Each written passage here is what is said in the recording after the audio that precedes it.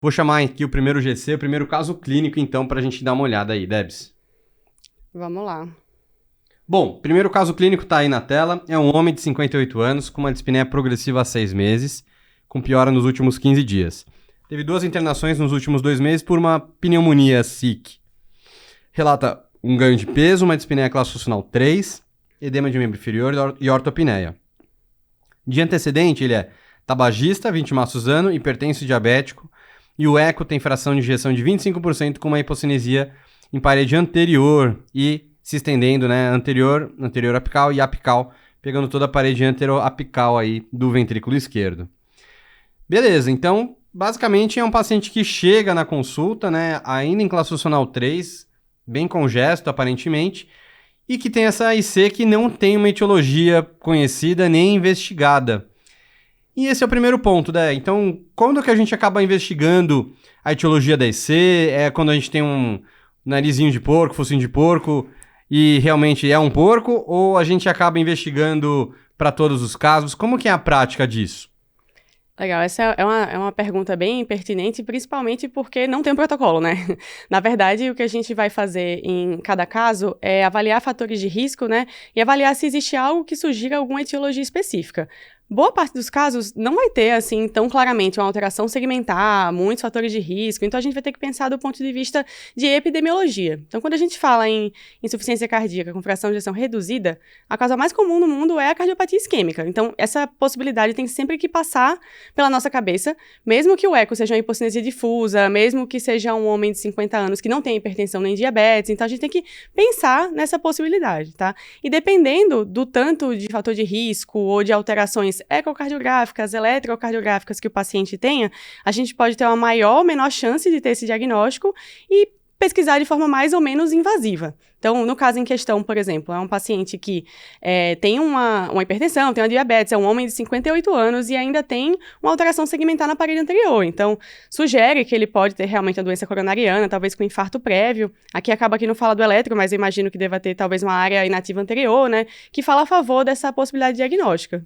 E acho que o mais importante da gente ir atrás da etiologia não é só de ter um rótulo de uma etiologia, mas principalmente de pensar se existe algum tratamento específico para essa etiologia e também é o prognóstico associado a cada causa de IC. Acho que seria mais isso, assim. Então, só para a gente dar uma coisa mais palpável. Então, se é um paciente, puxar na história, se ele tem uma pressão alta, muito elevada, não controlada, né? Se tem sinais de sobrecarga de ventrículo esquerdo no eletro, hipertrofia ventricular no eco, se tem lesão de órgão-alvo, para pensar na etiologia hipertensiva.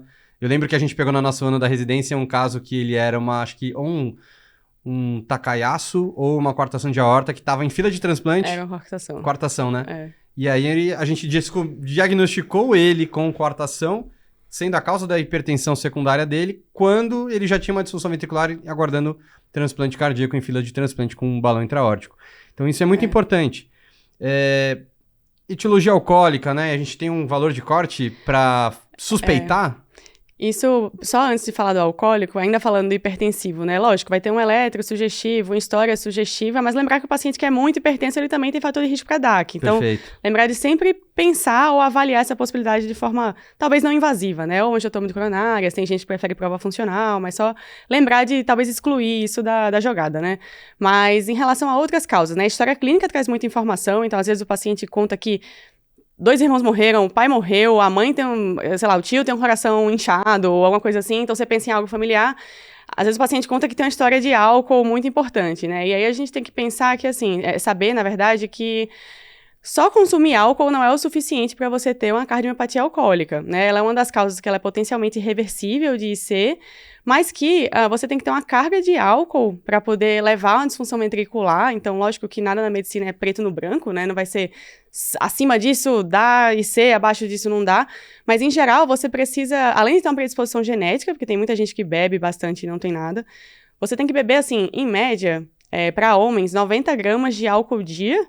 E mulheres, 60 gramas de álcool dia. Você pensar uma dose de destilado tem em torno de 14 gramas. Então, seria 6 doses de destilado para homem e 4, né? 4 ou 5 doses de destilado para mulher. Então, é bastante bebida, assim. Isso por um intervalo de pelo menos uns 5 anos. Então, você pensar aqueles pacientes que chegam dizendo que tomam uma garrafa de cachaça por dia, que bebe há muito tempo. Lógico que, se você tem uma predisposição genética, ou às vezes você tem uma cardiomiopatia dilatada de etiologia genética e começa a beber, isso pode ser um fator a mais que pode causar injúria ou piorar a disfunção ventricular. Mas pensando exclusivamente no álcool como etiologia, teria que ser uma pessoa que realmente bebe com a frequência e com a quantidade bem significativa, assim. Eu lembro que, eu acho que eu peguei algum caso que tinha uma mutação, acho que na titina, alguma coisa assim, que predispunha. Então, o paciente, ele bebia bastante, na pandemia ele acabou bebendo mais, ele até desenvolveu um Wernicke naquela ocasião, e aí depois evoluiu com uma miocardiopatia alcoólica, e aí a gente acabou dosando o teste genético dele e viu que tinha uma mutação na titina que propicia esse tipo de alteração.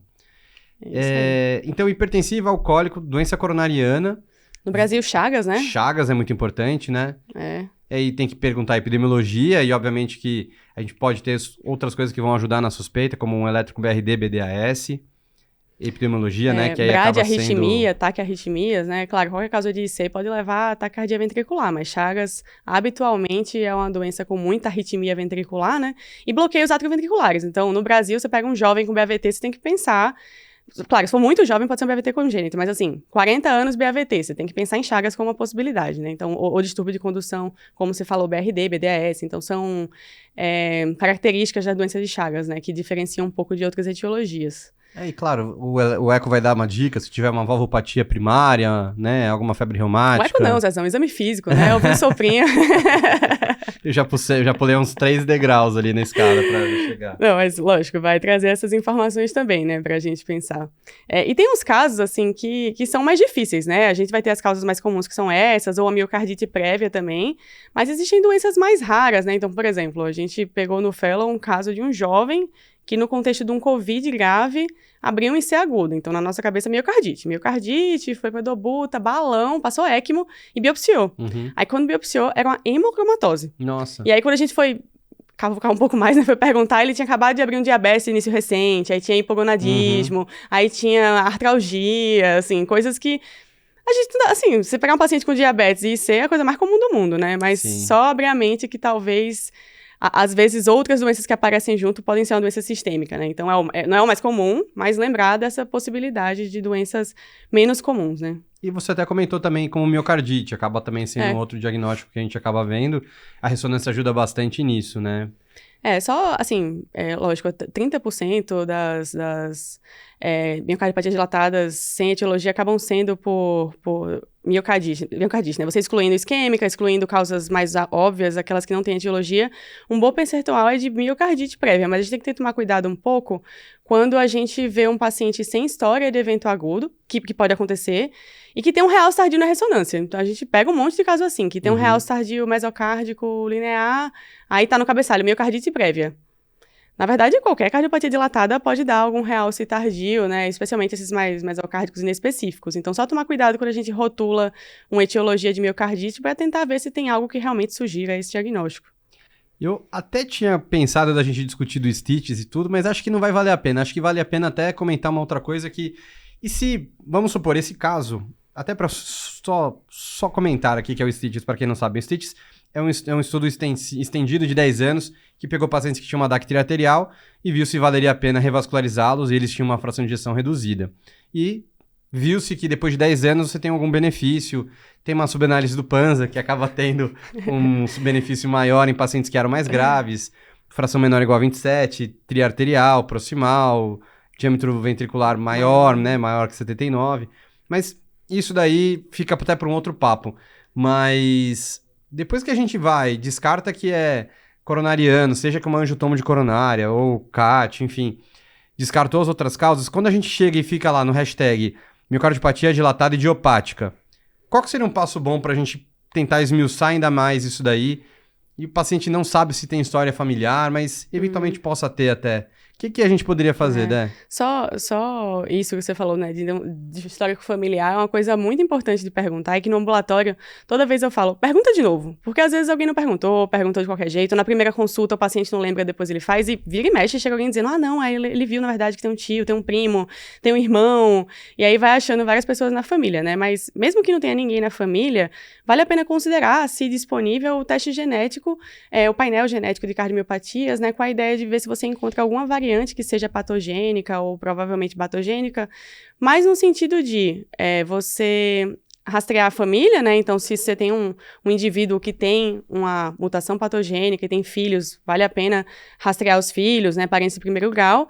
E também em questão prognóstica, né? Então, por exemplo, tem uma mutação que é a da lamina, que é uma mutação que, num contexto de cardiomiopatia, ela está muito associada à morte súbita. Então, já indica, quando o paciente tem disfunção ventricular, um CDI, por exemplo, de forma mais embasada do que uma cardiomiopatia dilatada qualquer outra que não tenha um fator de risco a mais, entendeu? Então, dependendo do que você encontra, isso pode até mudar a sua conduta, ou pelo menos o seu segmento, ou o que você espera daquela variante que foi encontrada.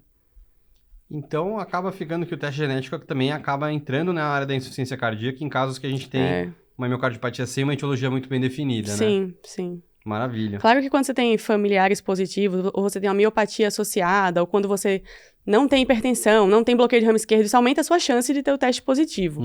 Mas tem paciente que tem bloqueio de ramo esquerdo, por exemplo, e tem teste positivo. Então, acho que você tendo disponibilidade é algo a se considerar. Legal, é uma coisa cada vez mais frequente aí no nosso meio.